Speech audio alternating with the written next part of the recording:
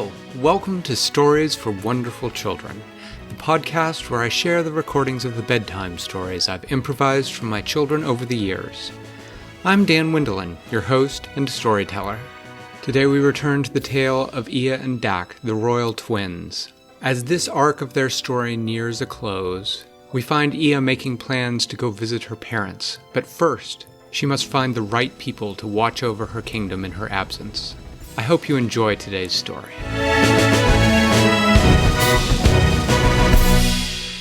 The next day, Queen Ia had the Ka brought up from the dungeon, and they had a trial for him, at which someone retold the things he had done about stealing the sheep and cows, and about helping to take the castle, and trying to keep Ia and Dak out. And then Ia asked the Ka whether he had anything to say in his own defense, and the Ka said only that he felt that he would be free as soon as Lord Abner arrived to take the castle. Well, Ia declared him guilty of being an enemy of the kingdom, and she ordered him deported. What does deported mean? Sent out of the kingdom. And she ordered her soldiers to weld the cuffs on so that he could not change shape. What does weld mean? It means close with metal so that he can't take them off. And then she had the chain between the cuffs broken so that he could move his arms around and everything, but he couldn't shape shift anymore. And then she had them put him in a wagon, and the guards took him off on a long journey to a faraway land, well outside the kingdom, where but he wouldn't. Could still fly. No, he couldn't, because he had those cuffs on him that Shan had brought back. What are they called again? Cardoom, I think. Cardoom, yeah. Yeah, it was those. Afterwards, Shan said that he wanted to go have a look to see where Lord Abner's army was. And so he flew off. And while he was gone, Ia and Dak talked about how it sure was useful to have Shan around. And Dak said, Ia, I think you ought to invite him to come live in the kingdom. And Ia said, I'd like that. I sort of like him. So they agreed that when Shan got back, they were going to invite him to come and live in her kingdom and to be the official royal magician. Shan came back a little while later, and his hair and his clothes were soaking wet. And Dak said, so, did you find them? And Shan said, yep. And Dak said, how far away would you say they are? Oh, months, said Shan. Months, said Dak. It only takes 3 days to ride across the entire kingdom. Well, yeah, said Shan. But when I found them, I created a downpour of rain to turn the roads into mud, so that they could not pull along their wagons with their tents and horses and other things. And then I used my lightning to scare them off, so they turned around and they went the other way. Last time I saw them, they were already out of the kingdom and they weren't slowing down. That's excellent, said Dak. So. You mean Queen Ia? Oh, Dak said it, actually. Shan then said, well, it was a pleasure seeing you again. And then Ia said, Shan, I would like you to stay and be the official court magician, and that way we could get to know each other better. We would pay you, of course. And Shan said, that's really tempting. But he said, first, I think I need to know whether your parents would approve. And Ia said, well, it doesn't matter, because they're not king and queen anymore. I'm the queen, so what I say goes. And Shan said, well, yes, it doesn't matter for me to stay in the kingdom and be the magician, but if I'm going to date you, then I think your mom and dad would want to know. And Ia said, oh, yeah, they probably would. She said, so do you want to go? And he said, well, do you have a map that shows where the tropical island is? And she said, yes. And he said, well, show me the map, and tomorrow the three of us can all fly there, and we'll get to meet your parents. And Ia said, oh, that would be fun. That was the end of the story. I haven't seen Mom and Dad in forever. And Dak said, yeah, I'd like to see him. So Ia thought about it and said that they would leave the next day, but that before they left, they Where's the prince? Prince Dak, he's there. So Ea said that before she left, they really needed to name a new Lord Chamberlain, because in their kingdom, the Lord Chamberlain was the person who had responsibility for running the kingdom when the queen and the prince were both gone. So she said, Shan, do you have any ideas about how I could choose a new Lord Chamberlain? And Shan shook his head. He said, Ea, I know everything there is to know about the weather. I know everything there is to know about weather magic. And I know some of what there is to know about other kinds of magic. And I know some other little neat tricks. And I'm getting to know more about you. But I know nothing about ruling a kingdom. I think that you would have the best idea how to pick a new Lord Chamberlain. And so she asked Dak, and Dak said, well, why not have another contest like you did when you thought you were going to need a husband? And Ea said, oh, that's a good thought. And they sat down and they talked about the things that a Lord Chamberlain would need to know how to do. So they decided a Lord Chamberlain would have to know how to spend money and how to save money. And Lord Chamberlain would have to know how to defend the castle and the kingdom.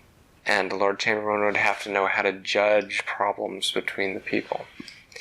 And so Ea sent out a message to all the nobles and to the captains of the guard and invited them, to anyone who's interested, to apply to be the new Lord Chamberlain. And 3 people applied. There was a man with gray hair and a gray beard. And What color was his skin? his skin was sort of a dark tan, sort of olive color. And there was a... Like sort of black. I can picture it.